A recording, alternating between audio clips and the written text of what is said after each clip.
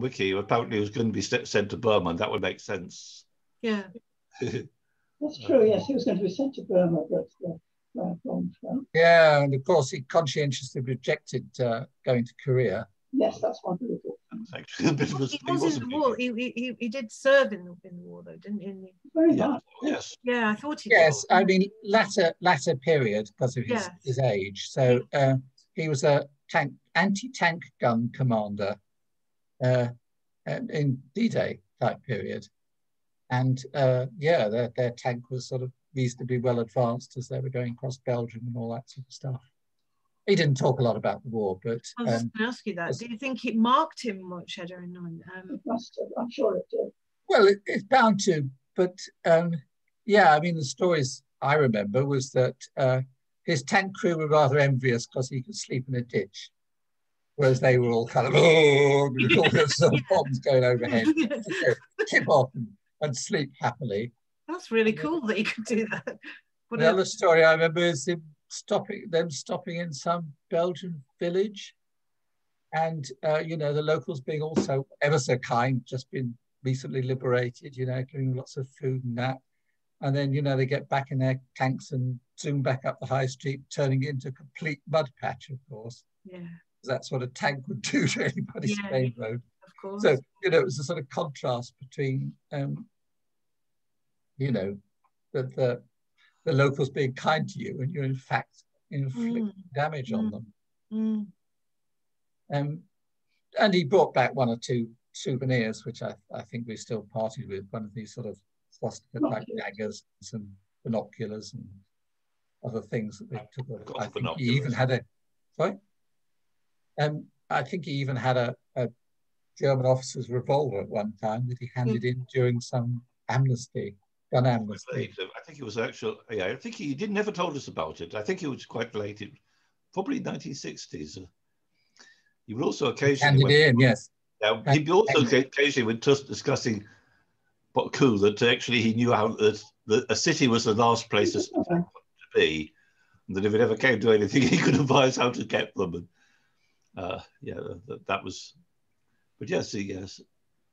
Did you ever go much to Wales? Just, I know I'm changing the subject slightly. I'm just, because obviously, am I right in thinking none of you were brought up in Wales?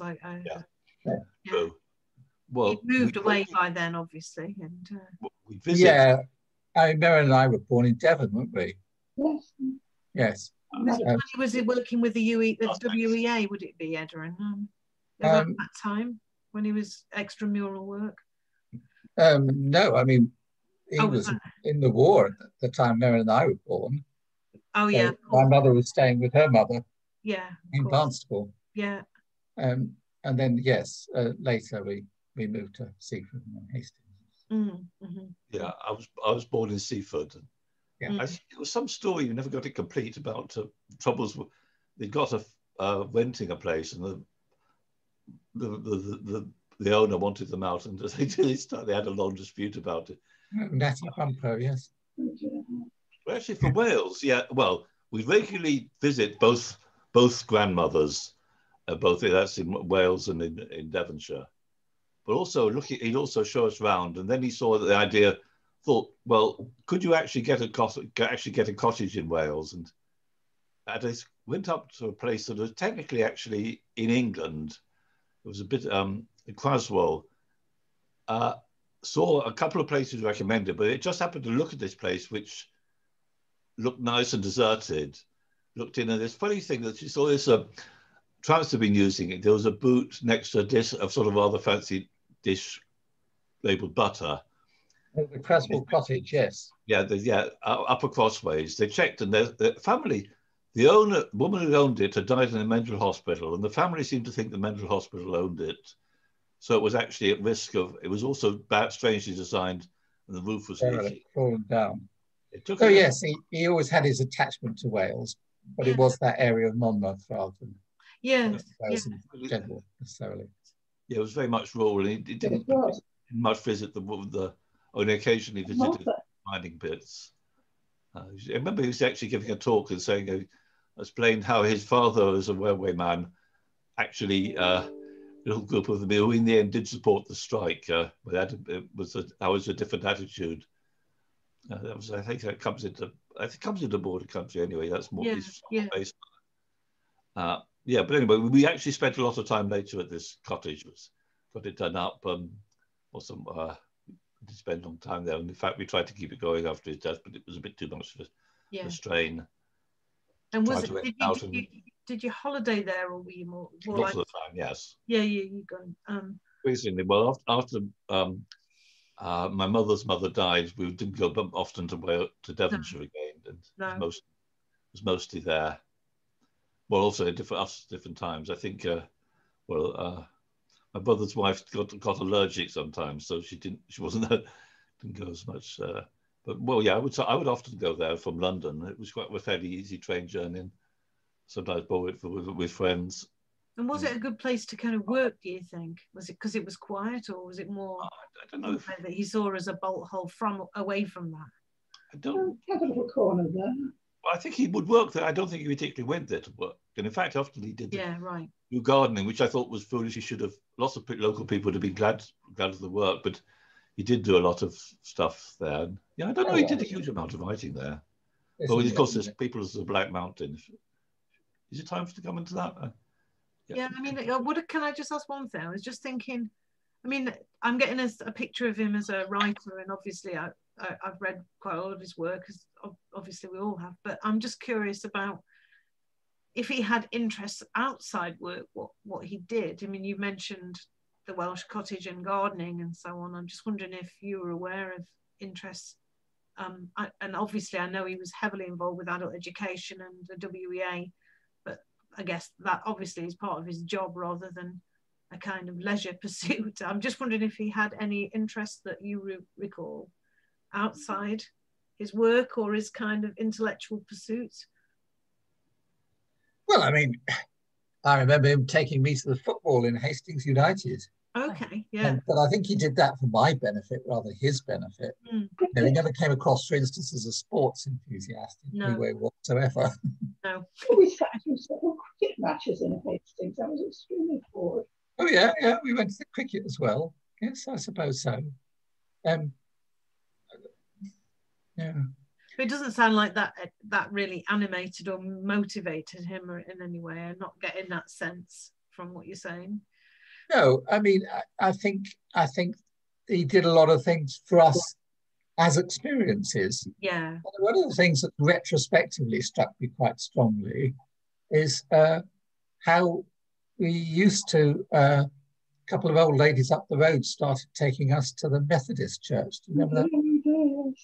And we'd traipse along there and we'd, go to the Sunday school and all that sort of stuff. And yet that was at a time when clearly both our parents were atheists. Yeah. And I think, now, why was it that they didn't say to us, don't you bother with all that religion rubbish? Yeah, yeah. It's all totally, I think, and I suppose retrospectively, I feel, well, that was their giving to us the opportunity to make our own minds up. Yeah.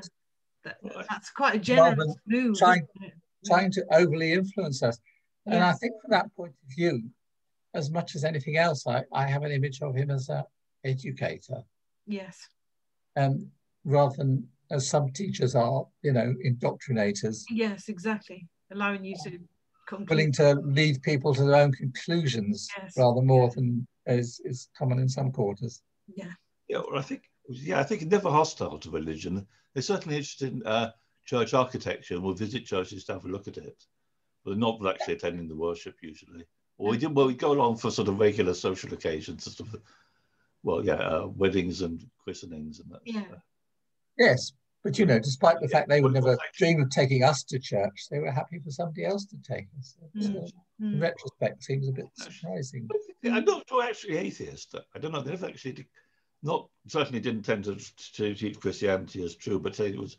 Well, no, they weren't proselytizing atheists. Is the point I'm making? Really, they weren't talking very strongly for or against religion. They were supporting the view. Yeah. It was something on which you might make your own mind up about. Do you get a feeling he was very heavily influenced by any religious background back home in the Welsh Yes. community. I mean, there's a strong Methodist strain, I know that, but I wondered if that had... What was that? Well, you don't remember this, perhaps. He took us to a evening service once in near Candy. Perhaps it was Llanfihangel Church. He had a sort of tutor in his teenage years. The Reverend Hugh was what he calls Pew in Border country. We went along to this service, and this elderly clergyman was talking about Solomon's Temple. And Raymond was quite impressed. He said that here was this quite obscure man talking like a scholar. Perhaps he was comparing him favourably with some of the people, some of the Cambridge dons. Yes, he was very fond of the Reverend, who had, you know, who was a sort of extramural tutor to him when he was growing up. His headmaster also at Canterbury Grammar School. They all pushed him in the direction of Cambridge. Yeah. Yes, I mean, some people who kind of move on from where they grew up kind of reject their background and see it sort of in the negative light, but we never got the slightest bit of that impression and keep embracing it. Yeah. And I guess that has governed to some extent a lot of his work, that he felt that his background was actually in many ways more valid than much of what he saw in a place like Cambridge. Exactly. That's what moved me about it. Yeah. Yeah, I think I know it's actually sort of influence. He decided not to be confirmed with him.